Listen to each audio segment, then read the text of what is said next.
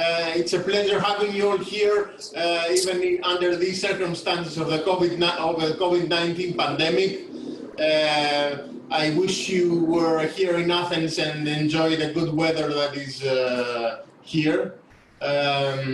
This is the second meeting of the Share for Brain Erasmus Plus project. And we will start with a focus group for depression and users, mental health users living with depression. And I would like to introduce you Christina Dalla, which will be the moderator of this session. Okay. Hello, good morning. I would also like to welcome you to this virtual meeting. I am from Athens, from the Department of Pharmacology at the Medical School of Athens, from the National Kapodistrias University of Athens. And first, I would like to introduce Dr. Daniel Souery. I hope I pronounced it right. That he will talk about a journey through the depressive brain. He is the director of Sci Pluriel and head of the Multidisciplinary Consultations Department at Epsilon Psychiatric Care Network. So you have around 10-15 minutes, please. Thank you. Thank you, thank you. So 10 to 15 minutes to talk about depression and the brain.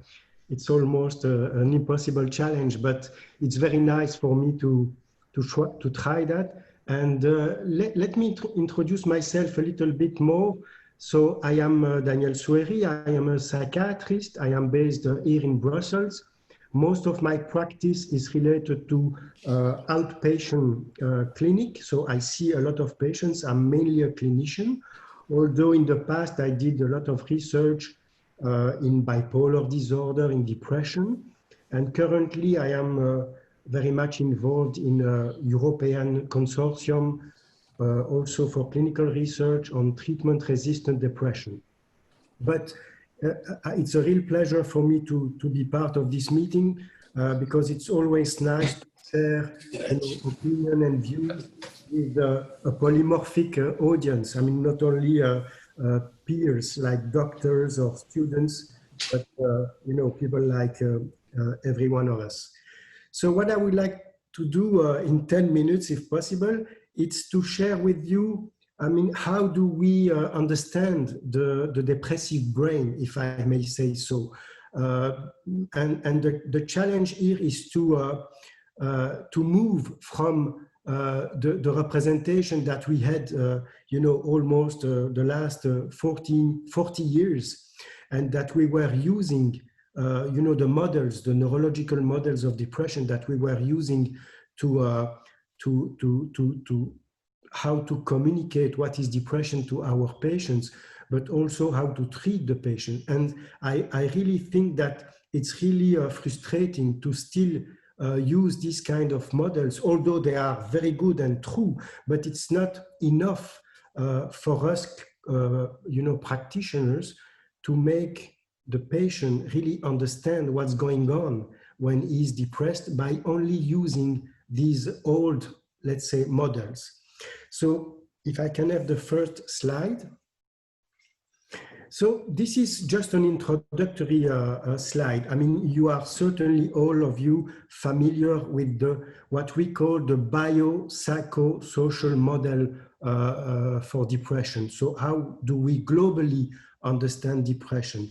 On the left side of this slide, you have one of the major dimensions of depression. I will call it the psychosocial dimension. So this is not pathology. This is not a disease.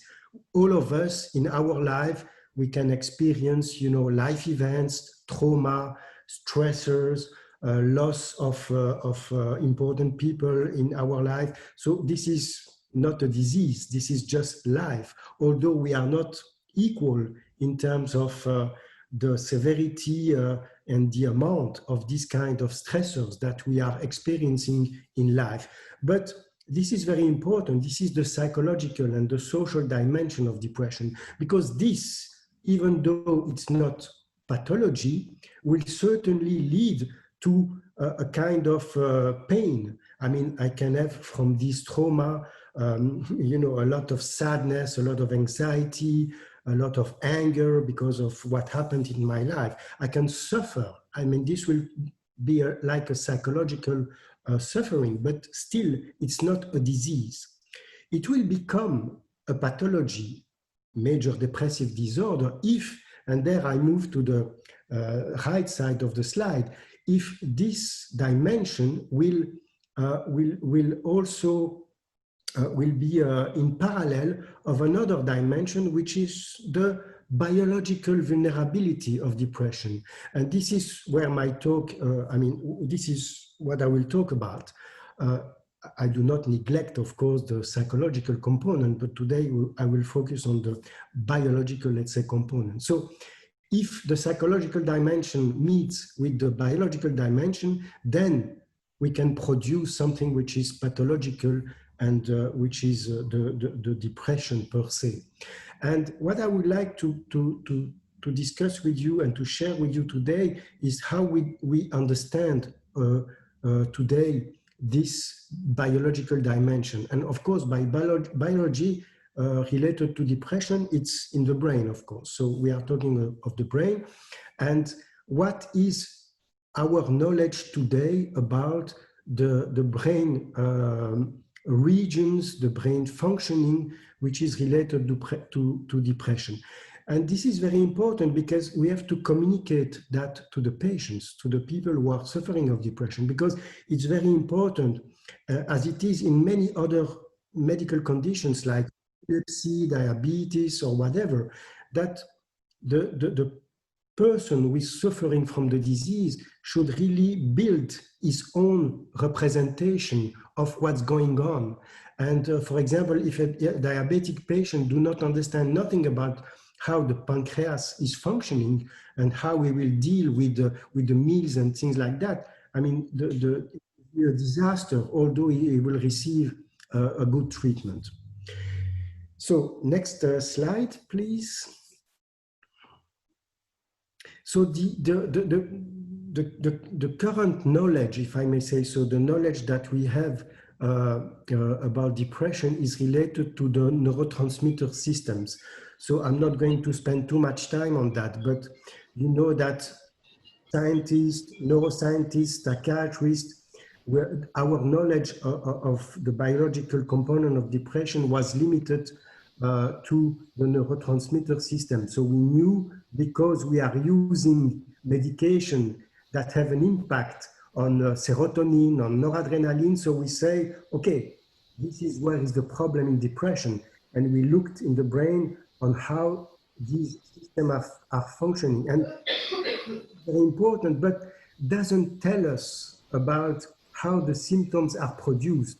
So here you have a slide telling us that, okay, the serotonin system is involved, all the neurons that will be involved in the serotoninergic system may be involved in depression. And this is how we understand the mechanism of action, but also the benefit of most of the antidepressants. So, but again, this is not enough to really understand what's going on and how the symptoms are produced. Next slide. So what I learned mainly, not only from scientific publications, from research, but also from the patient perspective, what the patients are telling us, they do not really recognize what's going on when we are telling them about, you know, antidepressants, serotonin, noradrenaline. So something, it's okay with the slides?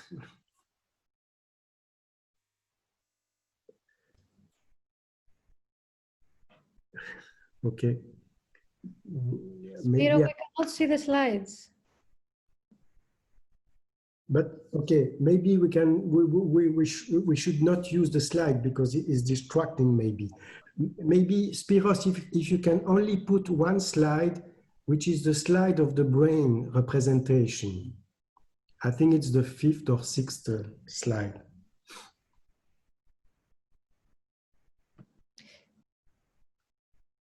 But I think you can also open it on your computer and share your screen if it's Yes, better. but I don't know how to do it, but okay, I can do it without slide. If you can, Spiros, just put one slide, which is the slide with the brain.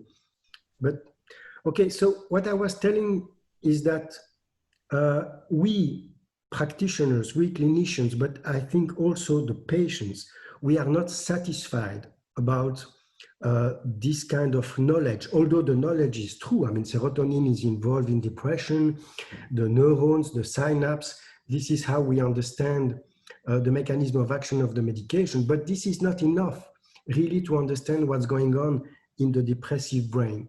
And something which is more important is to look upstream. I mean, okay, the serotonin system is not functioning the right way, so we need to impact on this by using some medication.